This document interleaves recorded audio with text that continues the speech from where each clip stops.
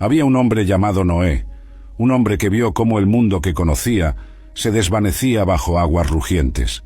Durante 120 años martilló madera mientras sus contemporáneos se burlaban.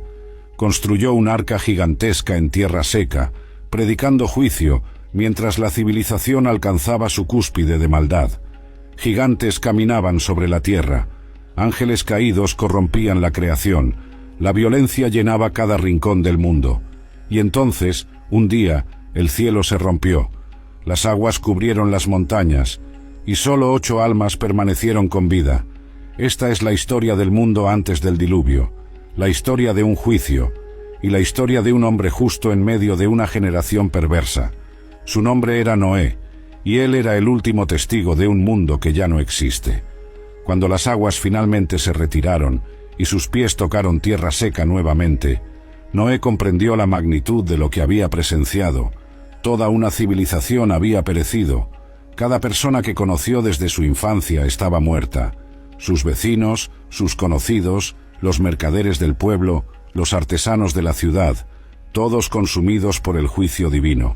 Solo quedaban 8 almas sobre la faz de la tierra: él, su esposa, sus 3 hijos y sus 3 nueras.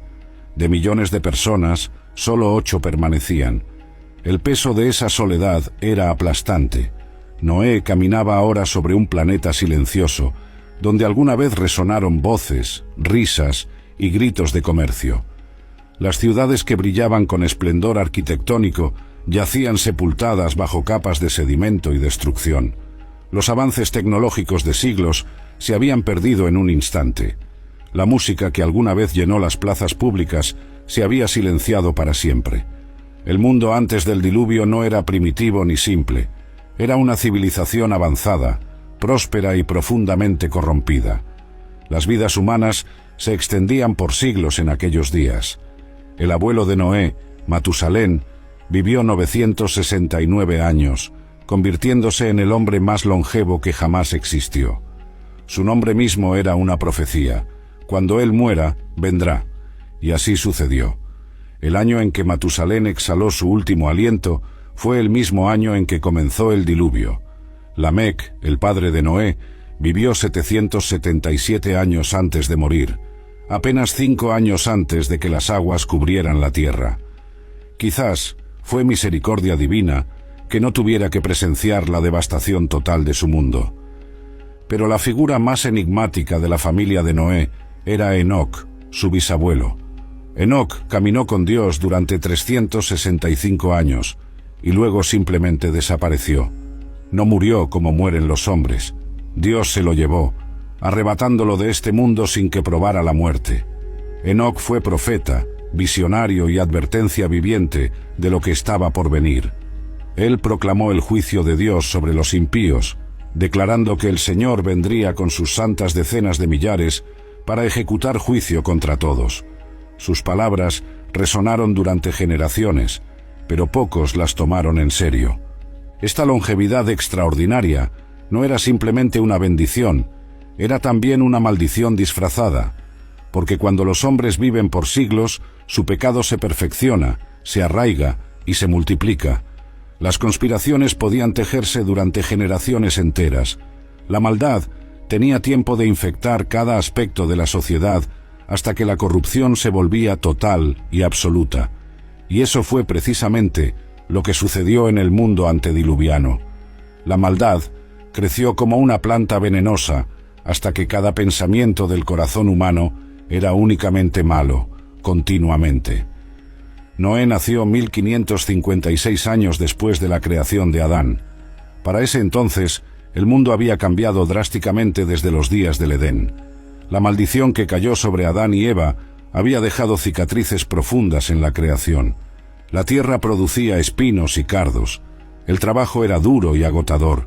El sudor del rostro era el precio de la subsistencia.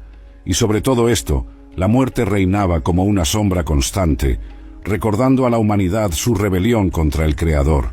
El pecado había entrado al mundo, y con él, todas sus consecuencias devastadoras. Desde el principio, la humanidad se dividió en 2 linajes distintos. Estaba la línea de Caín, el primer asesino, quien mató a su hermano Abel y fue marcado por Dios. Los descendientes de Caín se alejaron cada vez más del Señor, construyendo ciudades sin invocar su nombre, desarrollando tecnología sin reverencia, acumulando poder sin justicia. Y estaba la línea de Set, el hijo que Dios le dio a Eva para reemplazar a Abel. A través de Set vino un pueblo que invocaba el nombre del Señor, que buscaba caminar en sus caminos y mantener viva la memoria del Edén perdido. Noé descendía de esta línea piadosa, pero incluso entre los descendientes de Set, la tentación acechaba.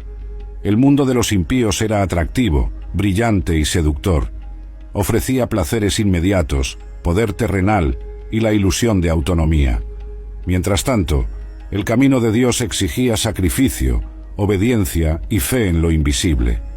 Generación tras generación, algunos de los hijos de Set miraron hacia la línea de Caín con deseo y envidia.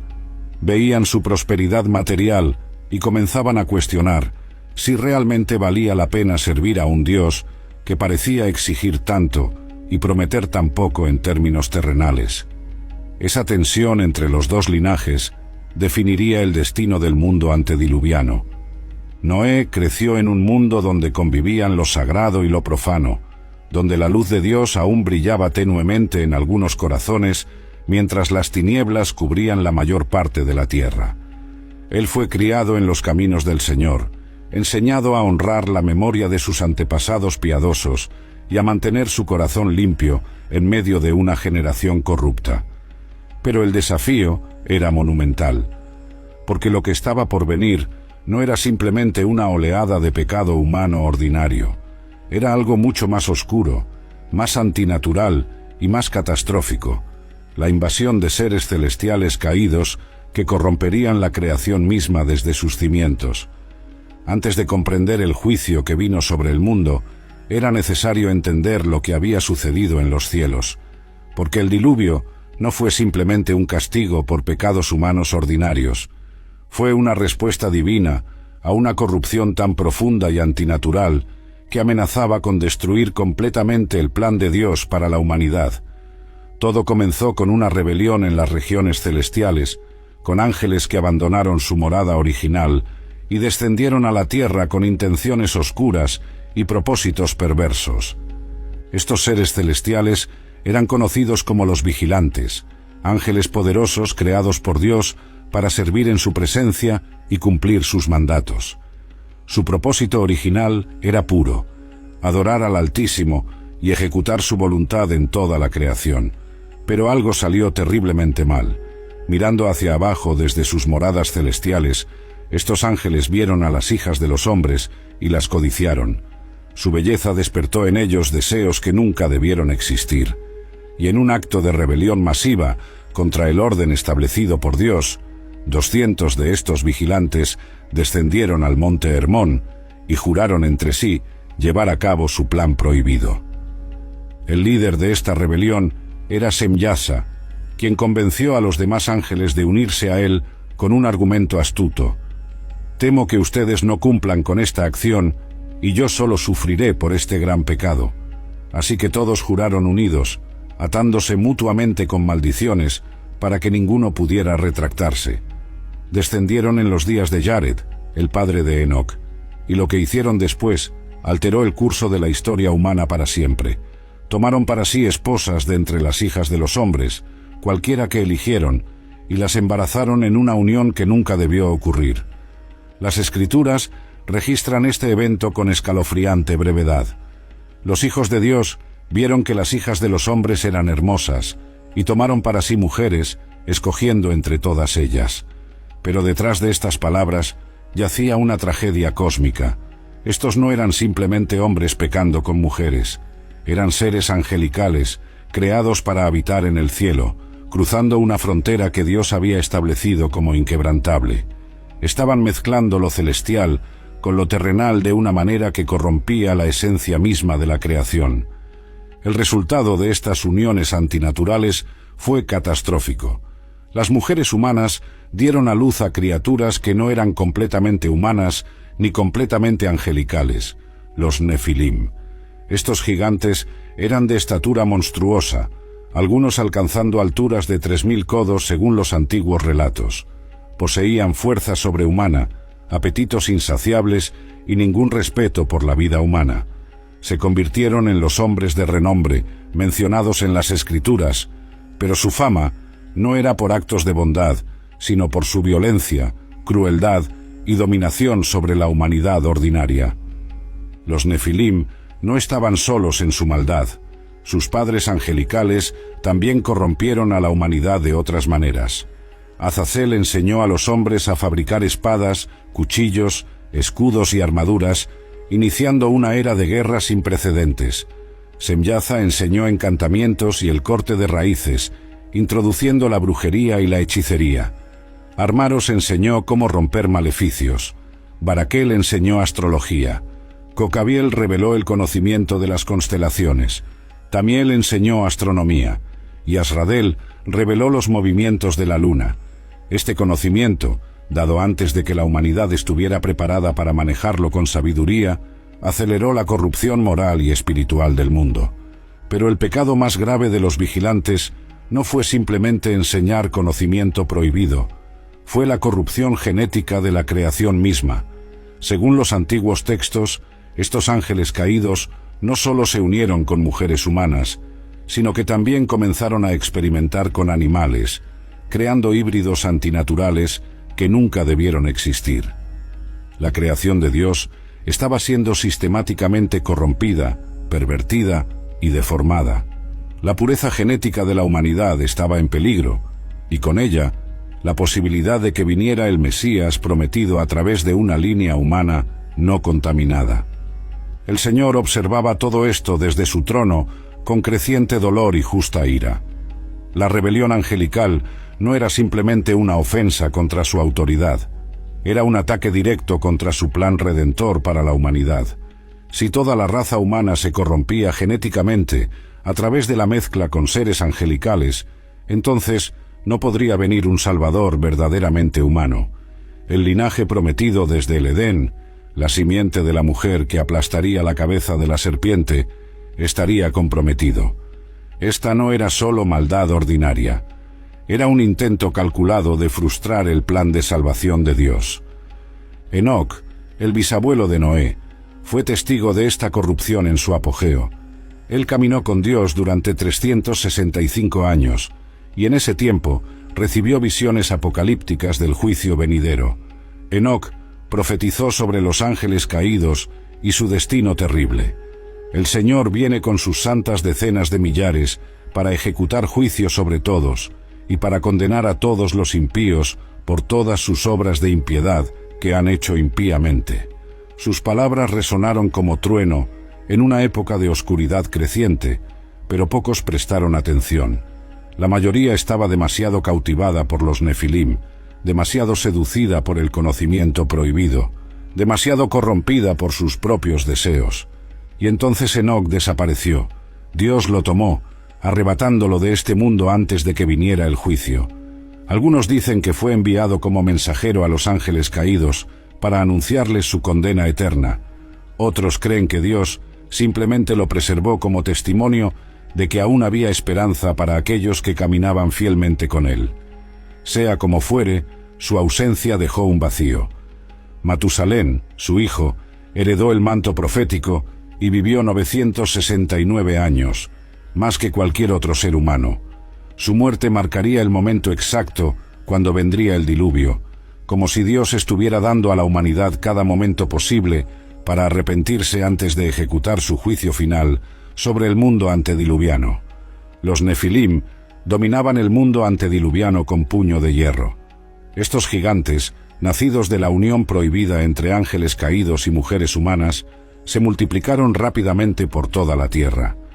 No eran simples hombres grandes, eran monstruosidades que combinaban fuerza sobrehumana con inteligencia angelical y apetitos demoníacos. Su estatura era aterradora, algunos alcanzando alturas de 10, 15 o incluso 20 codos. Cuando caminaban, la tierra temblaba bajo sus pies. Cuando hablaban, su voz resonaba como trueno. Y cuando se enfurecían, ningún hombre ordinario podía detenerlos. El libro del Génesis los describe simplemente como los valientes que desde la antigüedad fueron varones de renombre. Pero esa frase suave oculta una realidad brutal. Su renombre no venía de actos heroicos o nobles hazañas. Era una fama construida sobre violencia, opresión y terror. Los Nefilim eran guerreros insaciables que establecieron reinos tiránicos por toda la tierra. Exigían tributo de las ciudades humanas, tomaban mujeres por la fuerza, consumían recursos sin límite, y si alguien se oponía a ellos, la retribución era swift y despiadada. Pero su maldad iba más allá de la mera tiranía política. Los Nefilim poseían conocimiento prohibido heredado de sus padres angelicales y lo usaban para profundizar su control sobre la humanidad. Conocían secretos del cielo y de la tierra que los hombres ordinarios no debían saber. Podían manipular fuerzas espirituales, invocar entidades oscuras y realizar prodigios que parecían milagrosos, pero estaban enraizados en lo demoníaco. La población humana normal los veía con una mezcla de terror, asombro y, eventualmente, adoración.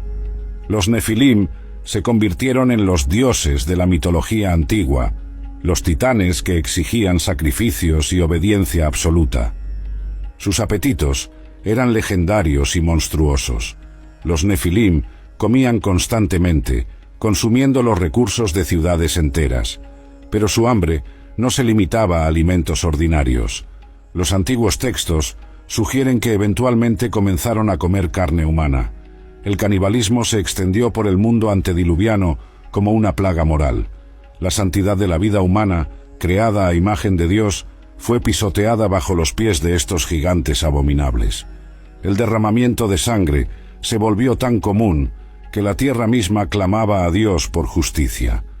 La cultura que los Nefilim crearon era superficialmente impresionante, pero espiritualmente podrida hasta el núcleo. Construían ciudades magníficas con torres que alcanzaban hacia el cielo en desafío arrogante contra Dios. Desarrollaban tecnologías avanzadas en metalurgia, arquitectura y agricultura. Creaban obras de arte sorprendentes y componían música compleja. Para el observador casual, el mundo antediluviano parecía estar en su edad de oro, una civilización en la cúspide de su desarrollo.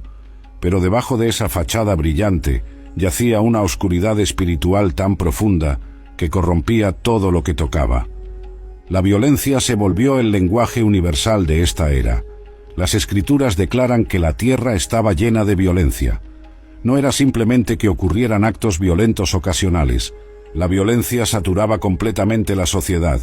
Era la forma en que se resolvían disputas, se establecía jerarquía y se obtenía lo que uno deseaba. Los fuertes oprimían a los débiles sin misericordia. Los ricos explotaban a los pobres sin remordimiento. Los Nefilim y sus aliados humanos saqueaban, violaban y asesinaban con impunidad. Y lo que era aún más trágico, esta violencia se había normalizado tanto que la gente ya no la veía como algo excepcional o chocante. La corrupción no era solo física y social, sino también espiritual y moral.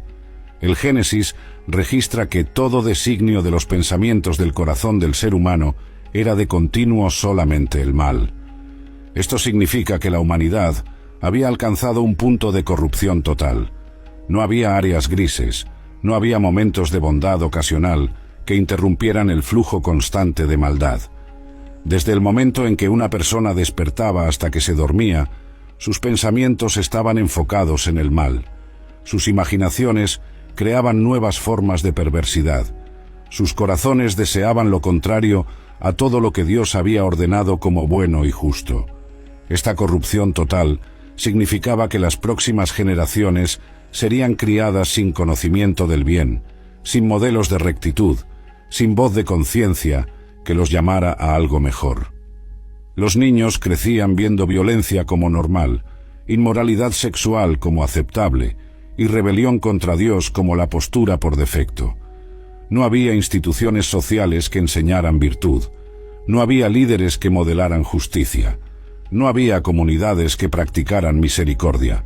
El mundo entero se había convertido en una fábrica de maldad que producía generaciones cada vez más corrompidas sin fin a la vista. Dios miraba todo esto desde su trono, con dolor profundo. Las Escrituras dicen que se arrepintió el Señor de haber hecho al hombre en la tierra, y le dolió en su corazón. Este es un lenguaje antropomórfico, por supuesto. Dios no cambia de opinión, ni se sorprende por los eventos, pero expresa una verdad profunda sobre su naturaleza. Él no es indiferente al mal. El pecado humano no es una mera infracción de reglas abstractas. Es una herida al corazón del Creador, que hizo a la humanidad para algo mucho mejor. Sin embargo, en medio de esta oscuridad total, había un hombre que se mantenía firme. Su nombre era Noé, y él era radicalmente diferente de su generación. Mientras todos a su alrededor se hundían más profundamente en la corrupción, Noé caminaba con Dios. Mientras la violencia llenaba la tierra, Noé vivía en rectitud. Mientras las familias se corrompían a través de uniones con los Nefilim, Noé mantuvo pura su línea familiar. Era un hombre justo en una generación perversa, una luz solitaria en una oscuridad abrumadora. Y Dios lo notó. En un mundo digno de destrucción completa, Noé halló gracia ante los ojos del Señor. Noé tenía 500 años cuando Dios le habló por primera vez sobre el juicio venidero. Para entonces, ya había vivido medio milenio observando cómo su mundo se desintegraba moral y espiritualmente. Había visto el ascenso de los Nefilim, había presenciado la corrupción de sus contemporáneos, había intentado vivir rectamente en medio de una generación que había abandonado completamente los caminos de Dios. Y ahora, mientras se acercaba a la marca de 500 años de vida, el Todopoderoso le reveló un secreto terrible y glorioso. El fin del mundo tal como lo conocía estaba cerca. La comunicación divina fue directa y sin ambigüedad. Dios le dijo: «He decidido el fin de todo ser, porque la tierra está llena de violencia a causa de ellos. He aquí que voy a destruirlos con la tierra». No había espacio para malentendidos. El juicio era seguro, inevitable e inminente. Pero junto con este anuncio de destrucción vino una instrucción que parecía absurda en la superficie. «Hazte un arca de madera de gofer». Un arca, una embarcación masiva, en tierra seca, para un diluvio que nadie había visto jamás ni podía imaginar. Las especificaciones que Dios le dio eran extraordinariamente detalladas. El arca debía medir 300 codos de largo, 50 codos de ancho y 30 codos de alto. Convertido a medidas modernas, esto significaba aproximadamente 137 metros de largo, 23 metros de ancho y 14 metros de alto. Era una estructura colosal, más grande que muchos de los edificios más impresionantes de la época. Debía tener 3 niveles internos, compartimientos para diferentes tipos de animales, una ventana cerca del techo y una puerta en el costado, y todo debía ser sellado con brea por dentro y por fuera para hacerlo completamente impermeable. Noé no cuestionó, no pidió señales adicionales, no negoció los términos, simplemente obedeció. Y Noé hizo conforme a todo lo que Dios le mandó. Así lo hizo. Esta simple frase oculta décadas de trabajo agotador, oposición social y fe inquebrantable. Construir el arca no era un proyecto de fin de semana. Requeriría años, posiblemente décadas, de esfuerzo sostenido.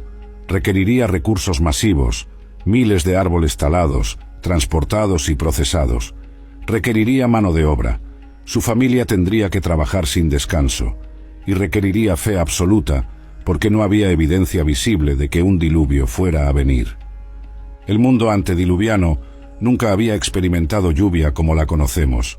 Según algunos intérpretes de las Escrituras, la tierra era regada por un vapor que subía del suelo, y probablemente había un dosel de agua en la atmósfera superior que creaba un clima de invernadero global. Esto explicaría las vidas extraordinariamente largas, protección contra radiación cósmica, la ausencia de arcoíris antes del diluvio, y la completa incredulidad de las personas cuando Noé les advertía sobre aguas que caerían del cielo.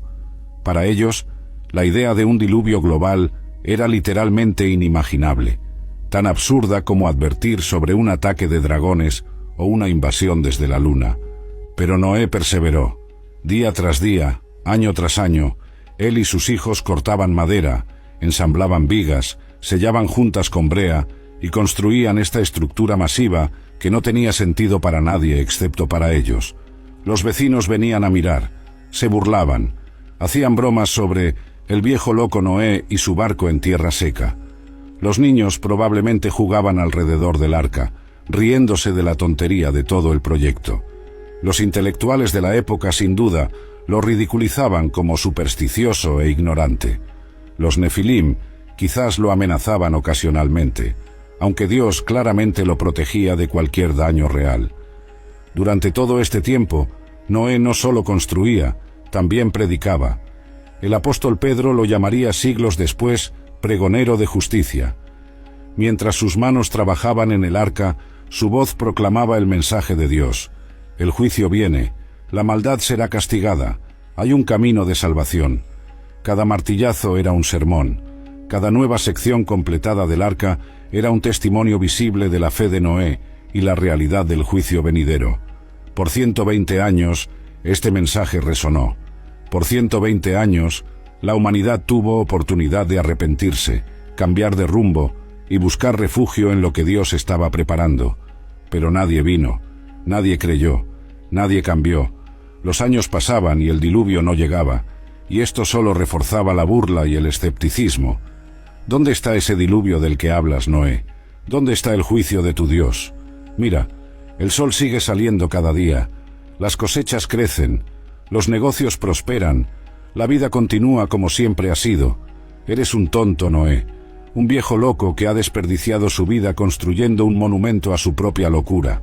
Estas palabras debieron herir profundamente, especialmente viniendo de personas que Noé había conocido toda su vida, amigos de su juventud que ahora lo veían como un objeto de lástima o entretenimiento.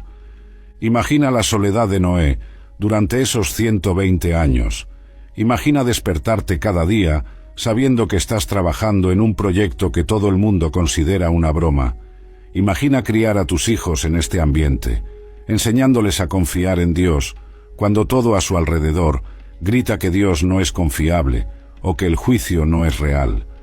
Imagina mantener tu fe cuando pasan décadas y décadas sin que nada cambie, cuando la evidencia observable parece contradecir completamente lo que Dios te dijo.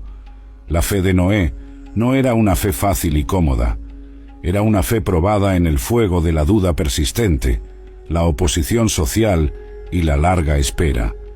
Y sin embargo, él perseveró, porque Noé había escuchado la voz de Dios, y esa voz era más real para él que todas las burlas de sus contemporáneos.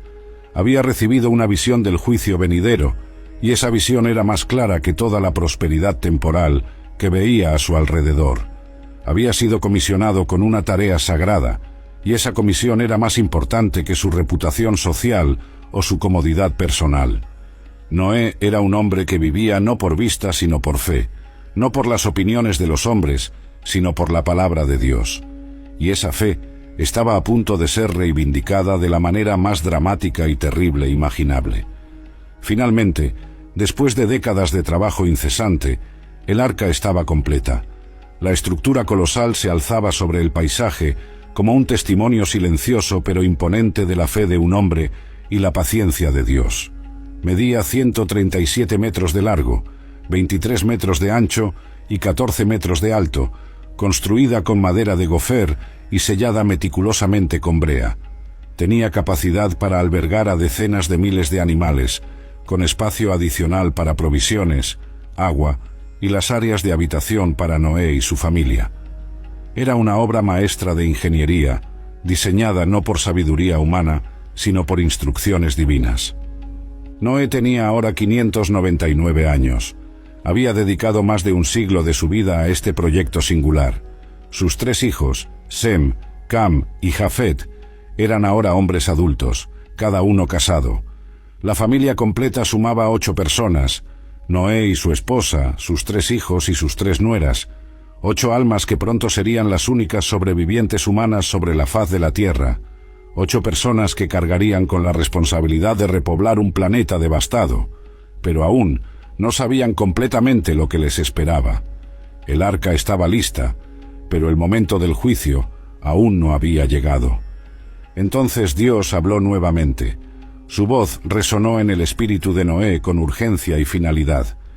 «Entra tú y toda tu casa en el arca, porque a ti he visto justo delante de mí en esta generación». Era una declaración notable. En un mundo de millones de personas, Dios había encontrado solo a un hombre justo, Noé. No perfecto, porque solo Dios es perfecto, pero justo, recto, que caminaba en obediencia y fe. Y por la justicia de este único hombre, su familia entera sería salva.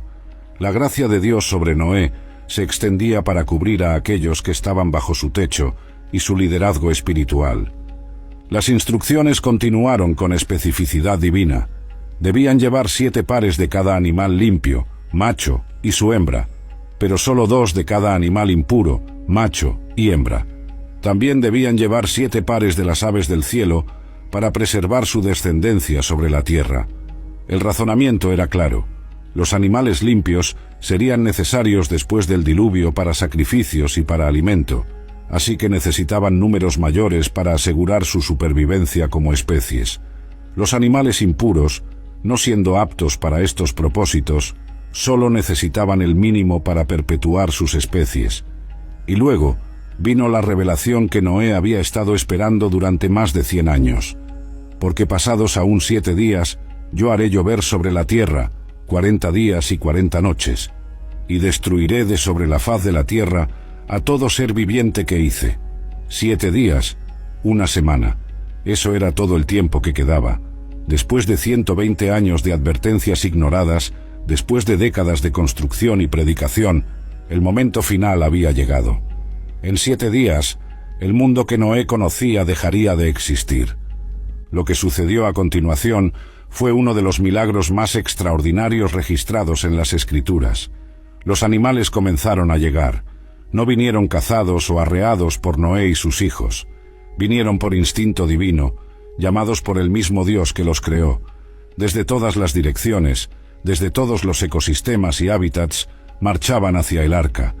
Leones caminaban pacíficamente junto a gacelas. Lobos y ovejas compartían el mismo sendero. Osos y ciervos convergían hacia el mismo destino. Era como ver el Edén restaurado temporalmente, un vistazo de cómo las cosas fueron antes de la caída y cómo serían nuevamente en el futuro reino mesiánico. De 2 en 2 vinieron a Noé al arca, macho y hembra, como Dios le había mandado. La precisión era sobrenatural.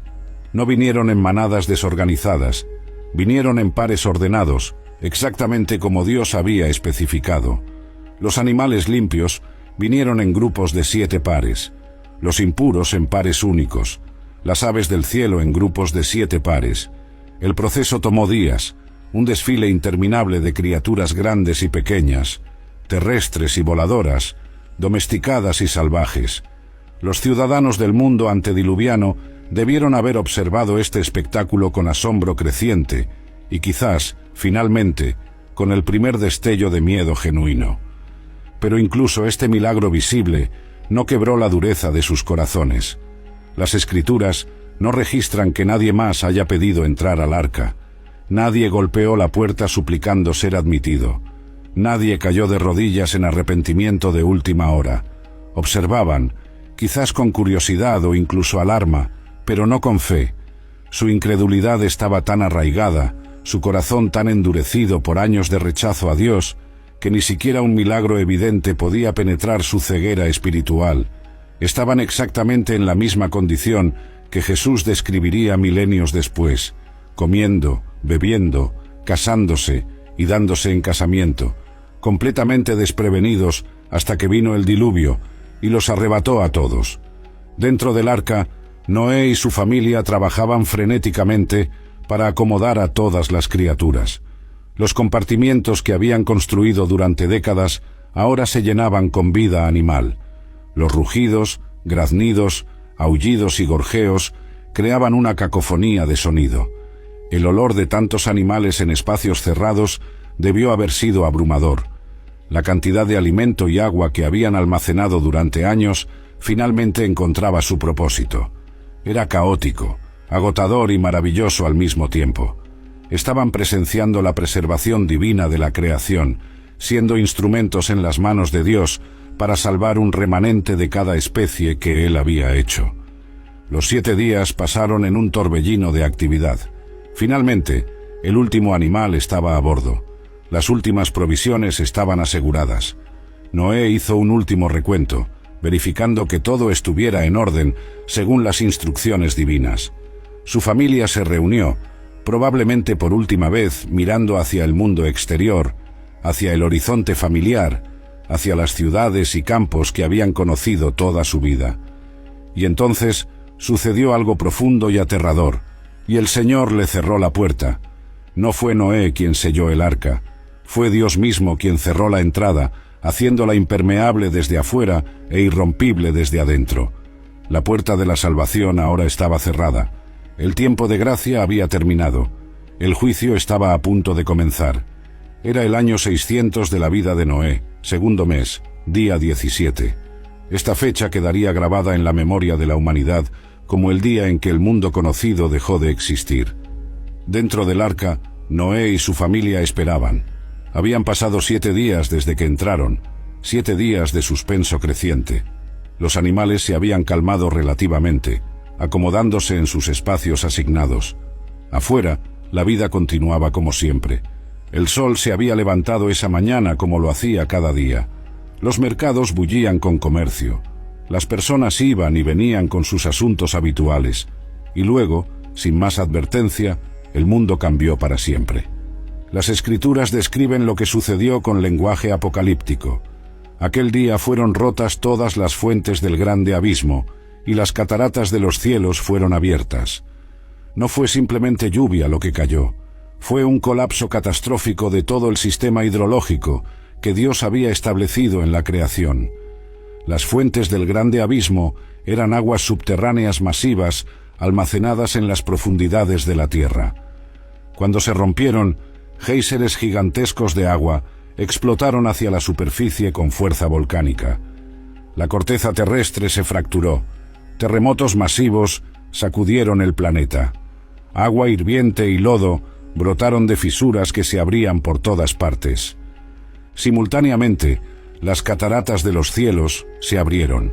El dosel de agua que probablemente existía en la atmósfera superior colapsó. No era una lluvia ordinaria. Era como si océanos enteros estuvieran siendo vaciados desde el cielo.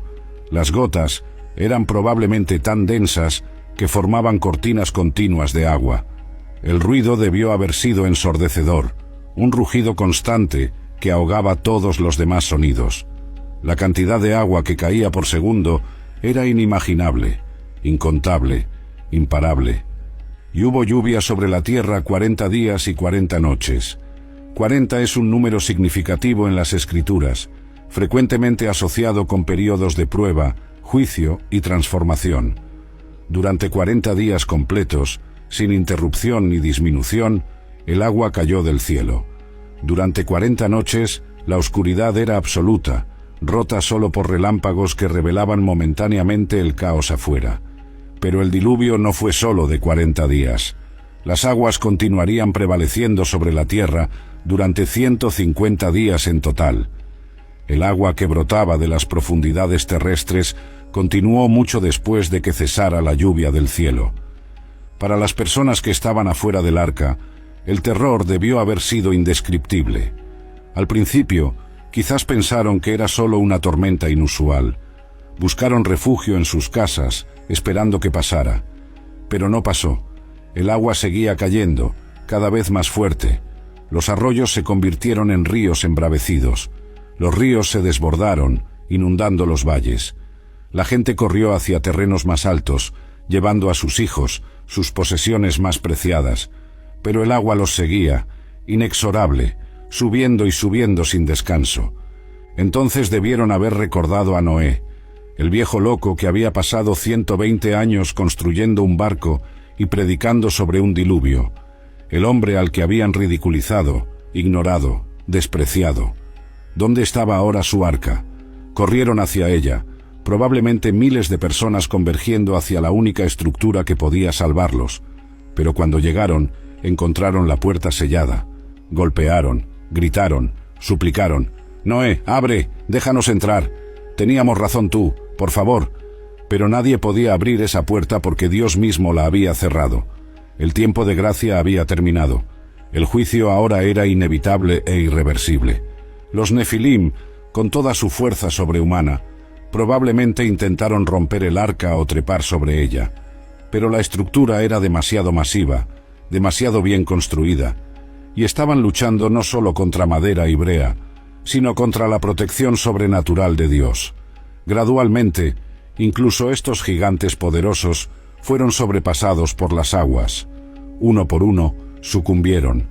Los hombres de renombre, los guerreros temidos, los tiranos que habían dominado el mundo, se ahogaban junto con los más débiles de los humanos. La muerte no hacía distinción entre el fuerte y el débil, el rico y el pobre, el famoso y el desconocido. Y las aguas crecieron mucho sobre la tierra, y todos los montes altos que había debajo de todos los cielos fueron cubiertos. Esto no fue una inundación local, no fue un evento regional, fue un diluvio global que cubrió literalmente toda la superficie terrestre. Las montañas más altas, aquellas que habían parecido eternamente sólidas e inamovibles, desaparecieron bajo las aguas. El agua subió 15 codos por encima de los picos más altos. Aproximadamente 7 metros de agua cubrían las montañas más elevadas. El mundo entero se había convertido en un océano sin costa, un mar infinito donde alguna vez hubo tierra, ciudades, bosques y civilización, y murió toda carne que se mueve sobre la tierra. La muerte fue universal y completa. Cada ave que volaba fue derribada por la lluvia incesante y se ahogó. Cada animal terrestre, desde el más pequeño hasta el más grande, pereció. El ganado doméstico que las personas habían criado durante generaciones murió. Los animales salvajes que vagaban por los bosques y desiertos murieron. Las criaturas que se arrastraban sobre el suelo murieron, y sobre todo, cada ser humano que no estaba dentro del arca murió. Millones de personas, quizás miles de millones dada la longevidad y tasa de reproducción de la época, todos perecieron en cuestión de días. Todo lo que tenía aliento de espíritu de vida en sus narices, todo lo que había en la tierra, murió. La frase es comprensiva y terrible en su exhaustividad. No hubo excepciones. No hubo supervivientes milagrosos en cimas de montañas remotas. No hubo grupos afortunados que encontraron cuevas elevadas o construyeron botes improvisados. El juicio de Dios fue completo. Y quedó solamente Noé y los que con él estaban en el arca. 8 almas. De toda la raza humana, solo 8 sobrevivieron. Era el fin de un mundo y el comienzo de otro, una línea divisoria en la historia de la humanidad tan dramática que todo lo que vino después sería medido en términos de antes del diluvio y después del diluvio. Mientras afuera rugía el apocalipsis, dentro del arca había una extraña paz. No era la paz de la ausencia de temor, porque Noé y su familia ciertamente podían oír los sonidos aterradores de afuera, el rugido constante de la lluvia, los truenos que sacudían la estructura masiva, los ocasionales golpes de objetos flotantes chocando contra el costado del arca. Era la paz que viene de saber que están exactamente donde Dios quiere que estén, haciendo exactamente lo que Dios les ordenó hacer. Era la paz de la obediencia, la tranquilidad de estar bajo protección divina, incluso cuando todo alrededor es caos. El arca no era un barco diseñado para navegar, no tenía velas, timón ni remos. Era esencialmente una caja flotante gigante, un refugio que solo necesitaba mantenerse a flote y proteger su contenido. Su forma rectangular y proporciones, 30:5:3 en longitud, anchura y altura, la hacían extremadamente estable. Los ingenieros navales modernos que han estudiado el diseño han concluido que era casi imposible de volcar, incluso en las condiciones más turbulentas. Podía soportar olas de cualquier tamaño sin hundirse. Dios no solo le había dado a Noé instrucciones para construir un arca, le había dado el diseño óptimo para sobrevivir un cataclismo global. Los primeros días dentro del arca debieron haber sido caóticos, miles de animales en espacios cerrados, todos reaccionando al inicio del diluvio. Los carnívoros y herbívoros separados cuidadosamente en sus compartimientos respectivos, el rugido de los leones, los barrit, os de los elefantes, los graznidos de las aves, los aullidos de los lobos, cada especie expresando su incomodidad y miedo de manera diferente. Noé y su familia trabajaban incansablemente para mantener el orden, alimentar y dar agua a las criaturas, limpiar los desechos y asegurar que todos estuvieran lo más cómodos posible, dadas las circunstancias extraordinarias. Pero gradualmente, algo milagroso comenzó a suceder. Los animales se calmaron,